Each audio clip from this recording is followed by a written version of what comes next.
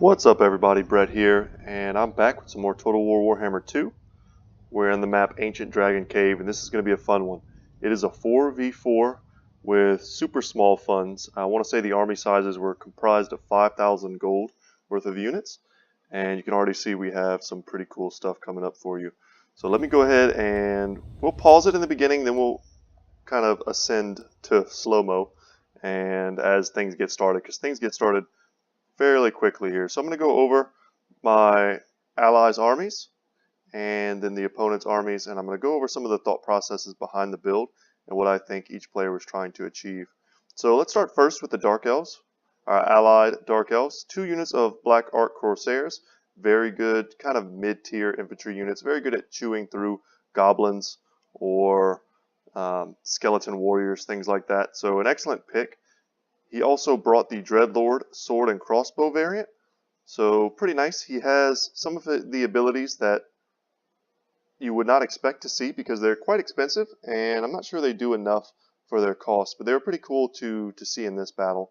So Loose, giving himself reload skill of 10, not necessary. It's very small buff, and it's really only good if he's standing next to other crossbowmen, of which he has none. So a bit of a wasted bit of gold here. He also has the Volley of Dark Arrows, which is a pretty cool ability. Just shoots out a ton of arrows, kind of a magic missile effect. And the Pearl of Infinite Bleakness, which gives leadership and immunopsychology, which we should see come in handy this battle. I could see that being very good on this fine gentleman, the Charybdis, who is ranked up. He's got 6 chevrons on him. He has the ability not only to cause terror, which debuffs leadership, but also to have this effect called Abyssal Howl, which gives -8 leadership to enemies in range. Also has a nice missile resistance of 35% thanks to its scaly skin trait. So very, very powerful, monstrous unit here, able to fight constructs, things like that, if we should need that. Otherwise, just decent in melee. And there's going to be some moments here where its Terror Bomb, Abyssal Howl combo can do a lot of work. And since it is a monstrous unit, it does sometimes suffer from low leadership. So that Pearl could be used effectively to keep it in battle.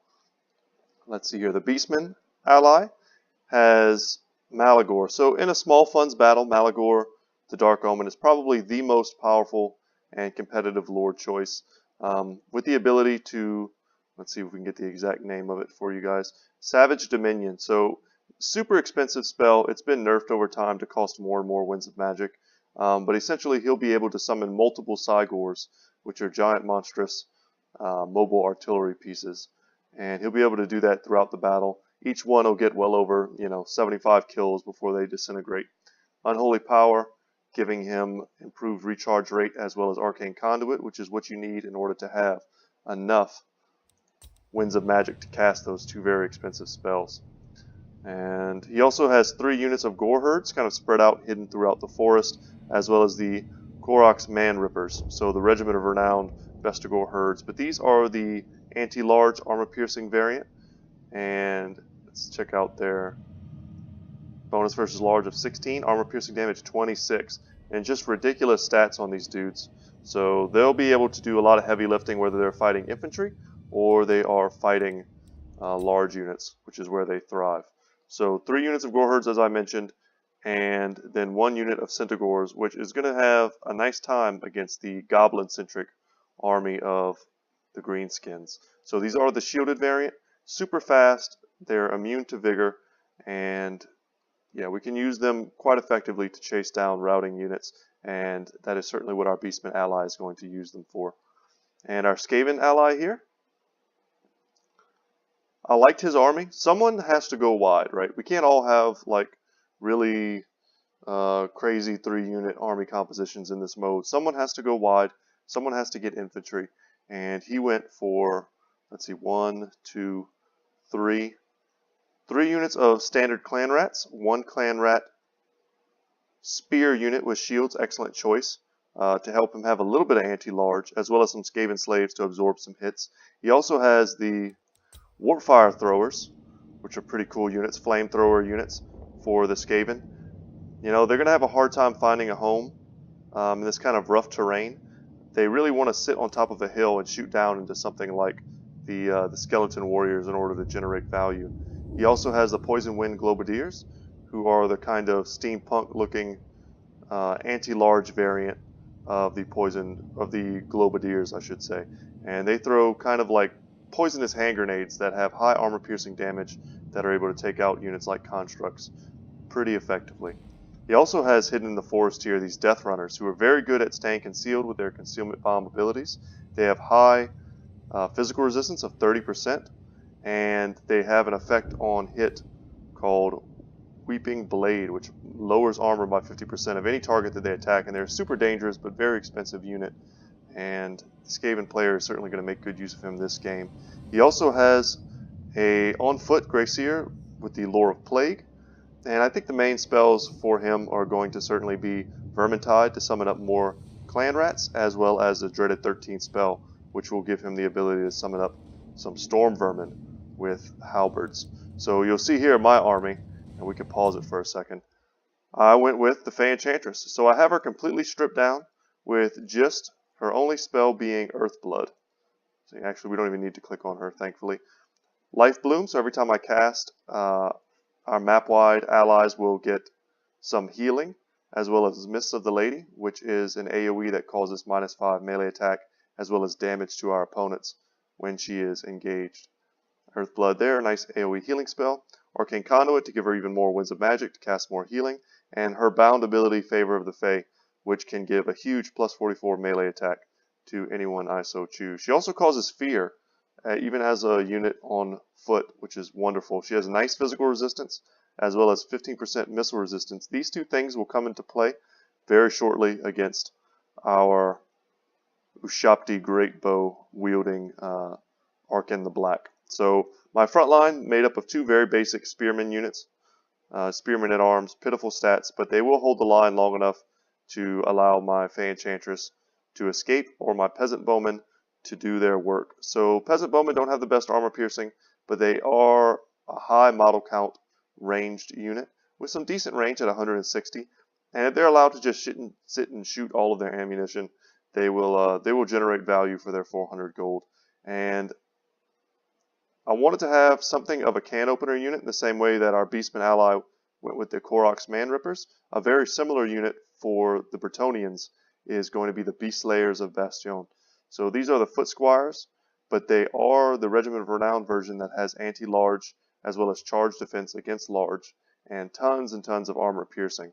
So they're very good at fighting other infantry, heavily armored infantry, but if they need to engage with a large target, they'll be more than up to the task. And if you give them something like Favor of the Fae to put their melee attack into the ridiculous category, well over 70, they'll have no problems chunking down units. They have 120 unit models, which is pretty impressive.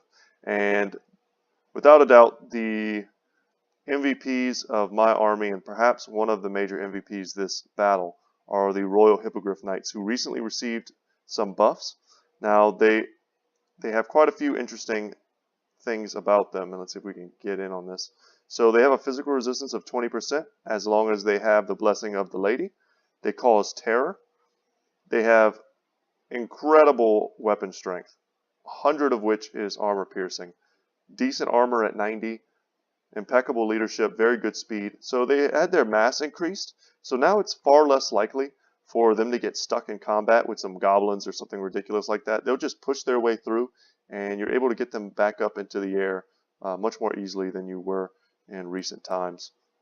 So it's going to make them much more of a viable choice as a mobile gooning squad. Now, make no mistake, these Hippogryph Knights cost 2,000 gold. So for 2,000 gold, I could have gotten like 3 more Spearmen at Arms and 2 more Peasant Bowmen. I mean, maybe even more than that.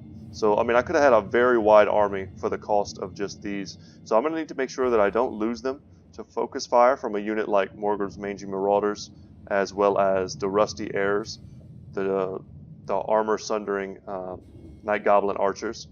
And so I kind of feign an attack there to shoo away the Morgrim's Mangy Marauders, and then I pull back. The Orc player is kind of taking up this leftmost flank, and he has the Goblin Great Shaman, which is probably one of the MVPs for this side of the battlefield. He has tons of cheap spells that cause buffs and debuffs, if we can get in on him here. And whenever he casts, he applies sneaky stealing, so he reduces our recharge rate, and that's going to be very painful for my Fey Enchantress. And I didn't quite notice that, but as the battle went on, and he was continuing to cast spells, I was somewhat surprised by my lack of ability to cast spells. And that's because every time he was using one of these really cheap 4 cost, 8 cost, 7 cost spells, he was draining our magic. So very good pick here. I like it. On the wolf, he's super mobile with 92 speed and very hard to pin down. And amongst the trees, his army, made entirely of goblins. He's got some night goblins, the Regiment of Renown, the Unbreakable. I think these are the 8-peak loonies. Their tooltip up here is a bit broken, but they are unbreakable, which makes them an excellent center line. The Nasty Skulkers, which have a smoke bomb ability, which I need to be wary of. If I engage in melee here, for instance, with my Hippogryph Knights, they pop that smoke bomb, and it's going to lower my speed and make it nearly impossible for me to back out of that fight. Some cheap Goblin Spear units, I like that. They're only 300 gold. Might as well go a little bit wider. Some standard Night Goblins, which do apply poison, and a Goblin Big Boss on a Spider to apply poison as well, just as a little more leadership. So here we have the Lizardman player, who I think was the host of this game, and he was super excited to do this. And I don't blame him. This looks pretty fun in a mode like this, just to roll around with 3 cold ones. So Kroggar here is on a horned one. So look how awesome this unit model is. He has the Hand of the Gods to shoot laser beams at people out of his glowing hand here. His weapon of the old ones. He also has the Swiftness of Itzel, which is kind of an AoE explosion, which can free him from melee combat. And he also has, let's see what it's called, if we can click on him, Sacred Spawning of Joltul, I think is how you say that. It gives him 22% physical resistance as well as 18% vigor. And he has these 2 Sora Scar veterans on standard Cold One units, and excellent combat lords, combat hero units. He has all of their heavy armor piercing buffs as well as Foe Seeker, and he also has the Plaque of Dominion on both of them. So it's an item that you could pop to lower leadership in an AoE, and he can get some good value against the Skaven here by lowering their leadership by quite a bit. These units cause fear. You run in with that fear, you get a rear attack or something like that, you pop the Plaque of Dominion, and all of a sudden you've done an enormous leadership bomb to your enemies, and it's super duper effective. So the other Dark Elves on the other side of the battlefield went with a completely different build from our allies. They went much wider, 2 units of Black Ark Corsairs. That I will say is similar. That's also the infantry corps that our ally chose to have, but backed up by double Dark Shards, which are very dangerous. These are not the shielded variant, but their armor piercing will be invaluable in modes like this, especially if they're not contested by other range units and they can just happily sit back. Their DPS, despite their low range, is what makes them an excellent pick in almost all matchups. He also has 2 units of Dark Riders with shields, which is a very mobile kind of flanking unit. Pretty cheap, Vanguard deployable. They have the shield, so they have a bit of missile resistance, and we'll see how effective they're able to be used this battle. Dreadlord, sword and shield variant on a horse, and yeah, just standard. Has the Strength through Spite ability, which gives +5 melee attack to all these units in an AoE. And just on top of that, Foe Seeker and Deadly Onslaught. So, yeah, decent melee combatant that's very mobile. We need to be aware of his presence. And we have in the front 2 units of Skeleton Spearmen on the flanks, 1 Skeleton unit, Warrior unit in the center, and then 2 Shopti Greatbows, which are, in my opinion, without a doubt, the scariest units on the opponent's side of the battlefield. They're the closest thing to artillery that they have. They're super mobile, they're good in melee, and if we don't have the means to contest them, which, our best answer right now is my Royal Hippogryph Knights, but to get to them, I would have to suffer through tons of withering fire with their heavy artillery-like cross, how would you even describe these? These like recurve style bows that shoot enormous projectiles, almost like ballistas, is how large their missiles are. So they'll do a ton of work against the very easy targets of the Royal Hippogryph Knights. So I'm being very conscious of them the entire battle, and I think that'll show as the battle engages. And then last but not least is Arkan the Black. Not a pushover in melee despite being a caster. He has quite a few abilities which are, I think, worth going over because they're going to net him a lot of value and his team a lot of value throughout the course of this game. So Spirit Leech, excellent at taking down lords or large model entities like the Charybdis, like let's say my Royal Hippogryph Knights. So good spell there, pretty cheap, spammable. Also has Fate of Buna, which is going to be used to great effect this battle as well. Also has been nerfed recently. Its cost has gone all the way up to 22, and I think at one point it was down to 16. So I'm not sure if this has been an over nerf, but it's such an easy point and click spell. It really requires no skill. I don't mind that it's been nerfed as heavily as it has. And then the Tomb Blade of Arkan. So despite only having 3 units in the front line, I want to say this has 6. And of course I moved away from it now, I can't look at it.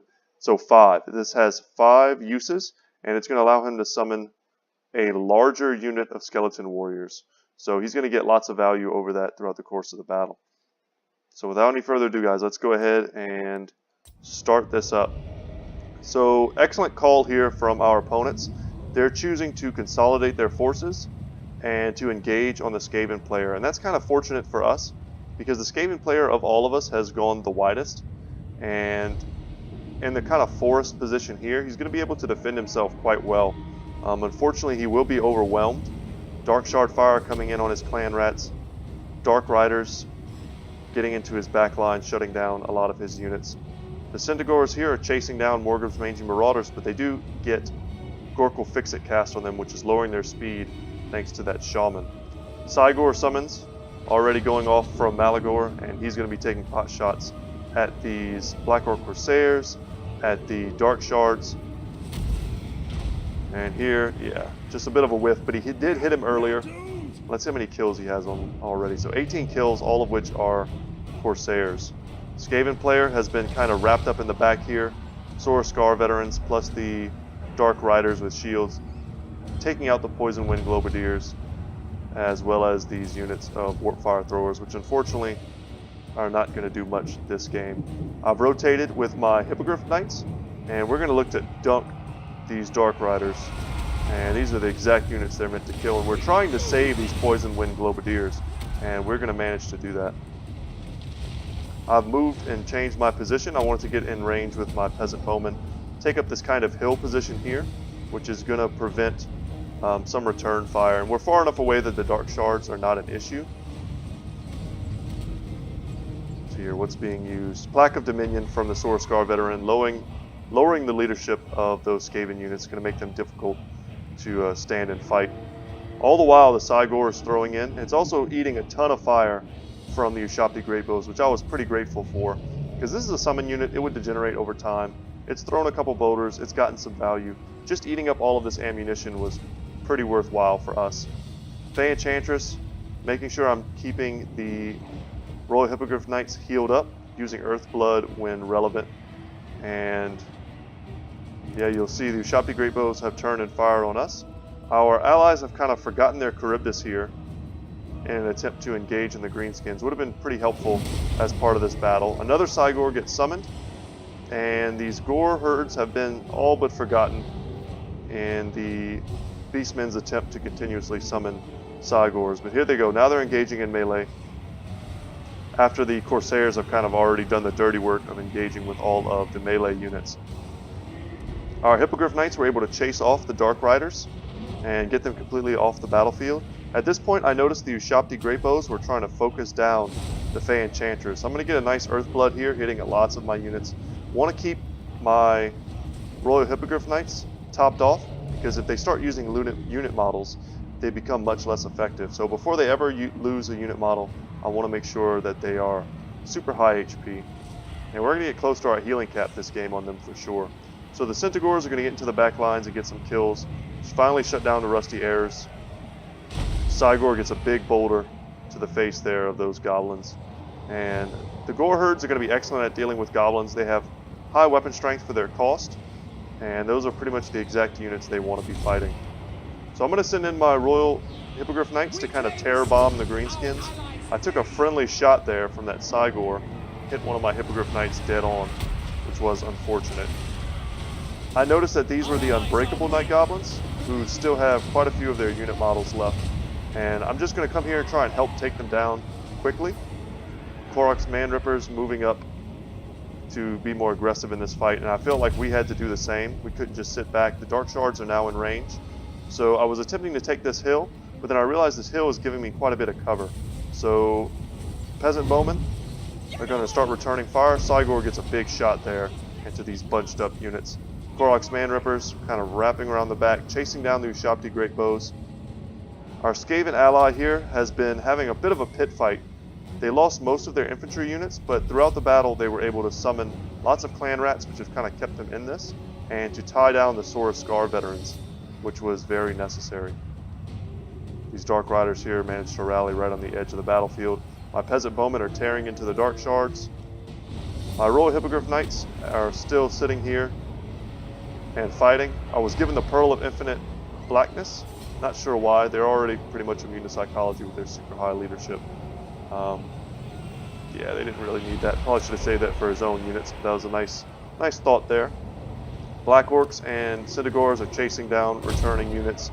I've made a bit of a concave here in the front line with my Beast Slayers of Bastion, as well as my Spearmen, one of which I gave the favor of the Fae, and that allowed me to kind of beat up on these skeleton units and push back the Dark Elf player. So a Spirit Leech going off of my Royal Hippogryph Knights, which is going to be pretty rough. That does a lot of damage despite its low cost. And Arkan the Black is just sitting back here laughing at us, free to cast all of his spells, as well as the Goblin Great Shaman. But we're going to use our Royal Hippogryph Knights here to just quickly crumble this entire flank so that we can unify with the rest of our forces. Favor of the Fae engaging is lowering the melee attack of these units and doing a draining aura. She's also just decent at killing things like skeletons. So Sora Scar Veteran here are attacking the reformed lines of the Skaven unit, attempting to take down the Greyseer. Now, bit of a miss micro here. He's going to try and protect himself. These Death Runners had Fate of Buna cast on them early in the game, limiting their effectiveness a bit, but they're still alive, and there's still a ton of them. They should be engaging right now on the Sora Scar Veteran. These Poison Wing Globadiers should be further back, throwing their globes, hitting the large targets, and doing damage that way. These Ushabti Great Bows were isolated, so giving an Earth Blood to my Royal Hippogryph Knights to try and keep them topped off while they fought, and they will win this engagement, but that dang Goblin Shaman has been here the entire time. He cast Gorkle Fix-It, lowering my charge bonus and speed, and once again draining more of the Winds of Magic off of my Fey Enchantress. So we're in a bit of a scrum here. The Dreadlord Sword and Shield popped all of his buffs when the Fey Enchantress was kind of standing next to him, so I moved her through my army. She's not on Silverall, she doesn't have her unicorn, so she's very slow and vulnerable. The last thing I wanted to do was get popped by this Dreadlord with the Sword and Shield, but I noticed his leadership was failing, and I wanted to surround him with my Spearmen, good anti-large units, and we also have Arkan the Black surrounded by Gore Herds, as well as the Beast Slayers of Bastion, and he's going to summon this huge 200 unit of skeleton warriors to kind of attack us in the rear. Early on, when this was quite the pitched fight, the Charybdis came in with that massive leadership bomb and just crushed all the remaining units. Summon Ushabti here, not sure why they were placed here, probably just to take down my Peasant Bowmen. But to be honest, my Peasant Bowmen weren't really that much of a threat. They were nearly out of ammunition, and they were very vulnerable once they were summoned here to units like Korok's Man-Rippers or the Charybdis. And we're cleaning up the remainder of these summons. The Fey Enchantress gets a bit ahead of herself, but she's really just helping to chase down the Dreadlord. But the other Dreadlord seems to have it well in hand with some Black Corsairs, the Pearl of Infinite Wisdom. And this Goblin Great Shaman is still on the battlefield. The Skaven player has managed to rally at the last moment and is coming back into the battle through the forest. Thanks to our Skaven player, really good job kind of holding off until the last. The Wa popping, so man, that Goblin Great Shaman just getting massive value into the late game, giving all of his allies increased melee attack and charge. The Sora Scar Veterans are finally in the battle. Itchy Nuisance cast on everyone to lower weapon damage as well as melee attack. I've used Favor of the Fae, I think, on my Beast Slayers to give them pretty massive melee attack bonuses. We can kind of slow-mo this here. And I've also, I don't know if I've used it quite yet, but I'm getting ready to use something like Earth Blood. Man, a big hand of the gods there going off on the Charybdis. Lack of Dominion also, you see our leadership is getting pretty low. But Yeah, once that Charybdis gets into battle, causes terror, causes its abyssal howl, all of these hero units are going to rout and leave the battlefield. So my Royal Hippogryph Knights chasing down and shattering finally the Goblin Great Shaman. Once he's shattered, I just decided to pull him back, or pull them back rather. We lose one unit model here right near the end of the battle, which is unfortunate. But I saved that Earthblood to top off our big army instead of trying to use it to get some value on one unit. But at a certain point here, these Ushabti Greatbow have run out of ammunition, and we can finally send in our Royal Hippogryph Knights to engage there. The Dreadlord has been broken, and our army is pretty dominant. Ushabti Greatbows are going to run into melee, don't blame them. They are decent melee combatants after all. Ark in the Black has been surrounded by Death Runners, and here a very cool spell.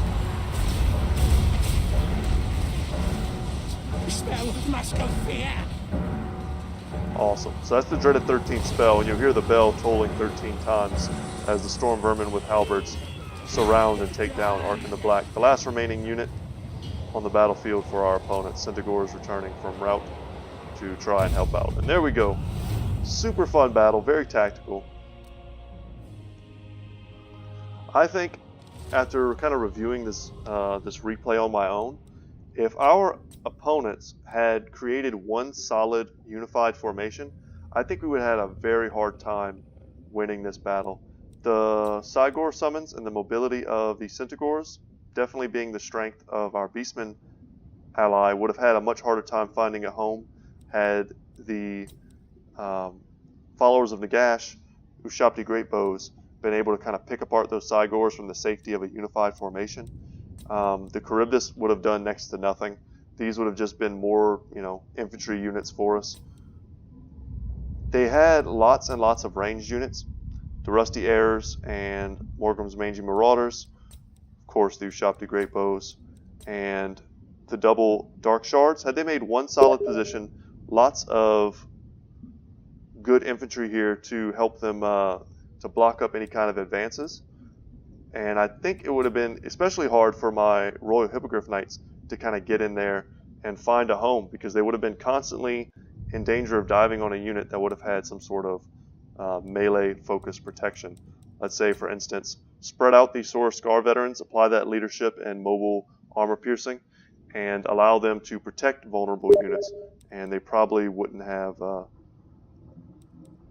found as much of a home in this battle as they would when your opponents are very spread out and they have tons of vulnerable targets throughout the battlefield. They miss micro, whatever the case may be. That's when these types of units shine, and lots of healing from the Fey Enchantress. So alright guys, I think you see I've got a friend that maybe wants to play a game, might play a game with them. Thank you so much for watching. This was a fun game to play and a super fun game to cast. Thank you to all my allies and all my opponents for an excellent game, being very polite throughout and trying their best. So thank you so much for watching, guys. Once again, my name is Brett. My channel is Good Talk Gaming. If you like this video, please hit the thumbs up button. Subscribe if you haven't already. I only have 20 subscribers. I notice every single one, and I appreciate you. So thank you so much. And yeah, guys, I'll see you in the next one. Take care.